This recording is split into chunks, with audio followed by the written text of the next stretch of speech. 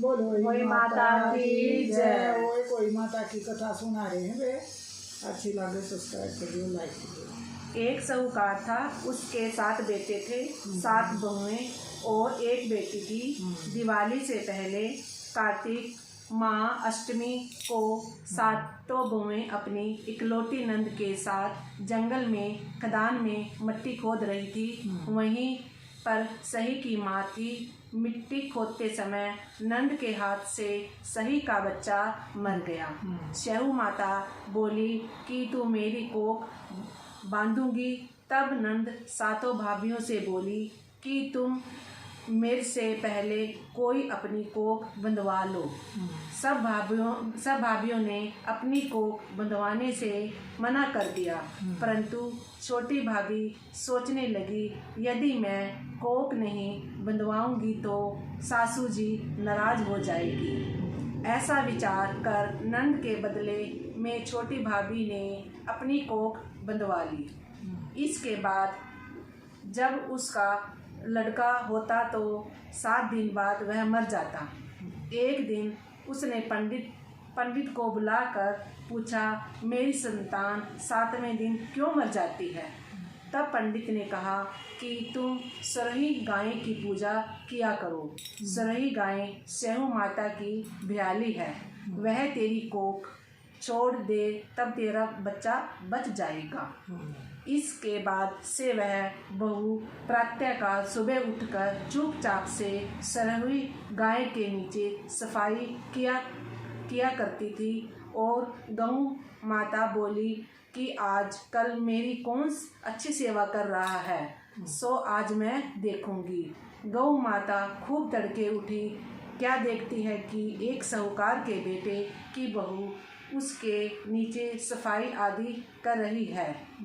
गऊ माता उससे बोली, क्या मांगती है? तब साहूकार की बहू बोली कि शहू माता हमारी भ्याली है और उसने मेरी कोख बांध रखी है और सो तुम उससे खुलवा लो। गऊ माता ने कहा, अच्छा। अब तो गऊ माता समुद्र पार अपनी भ्याली के पास उसको लेकर चली गई। रास्ते में कड़ी धूप थी और सो वे दोनों एक पेड़ के नीचे बैठ गई। थोड़ी देर के बाद एक सांप आया। उसी पेड़ पर गरुड़ पंखनी पक्षी का बच्चा उसको डसने लगा। तब साहूकार की बहू ने सांप मारकर ढाल के नीचे दबा दिया और बच्चों को बचा लिया। थोड़ी देर में गरुड़ पंखनी आई तो वहाँ खून पड़ा हुआ देखा। साहूकार की बहू के चोंच मारने लगी। तब साहूकारनी बोली कि मेरे तेरे बच्चे को नहीं मारा, बल्कि सांप ने तेरे बच्चे को डसने को आया था, तो मैंने तो उससे तेरे बच्चे की रक्षा की है।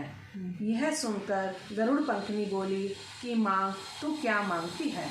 वह बोली, 7 समुंदर पार शहू माता रहती है, हमें तू उसके पास पहुँचा दे। तब गरुड़ पंखनी के दोनों को अपनी पीठ पर बिठाकर शहू माता के पास उसके पास पहुँचा देती है। शहू माता उन्हें देखकर बोली कि आ बहन, बहुत दिनों के बाद आई हो। फिर कहने लगी कि बहन मेरे सिर में जुएं पड़ गई हैं। तब सुरही के कहने पर साहूकार की बहू ने सिलाई से उसकी जुएं निकाल दी। इस पर शहू माता प्रसन्न होकर बोली कि तूने मेरे सिर की बहुत सिलाई गेरी है, इसलिए तेरे 7 बेटे 7 बहुएं।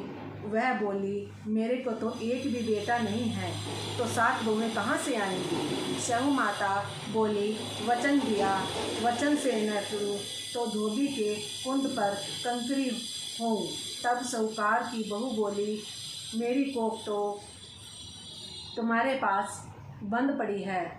यह सुन शहू माता बोली कि तूने तो मुझे ठग लिया है। मैं तेरी कोख खोलती तो नहीं, परंतु अब तुम्हारी कोख खोलनी पड़ेगी। जा, तेरे घर तेरे 7 बेटे 7 बहुएं मिलेगी। तू जाकर उजमन करिए 7 हुई बनाइए, 7 कढ़ाई करिए। वह लौटकर घर आई, वहाँ देखा 7 बेटे 7 बहुएं बैठे हैं और वह खुश हुए। उनको देखकर होई माता होई बनाई, 7 उजवन किए, 7 कढ़ाई करी।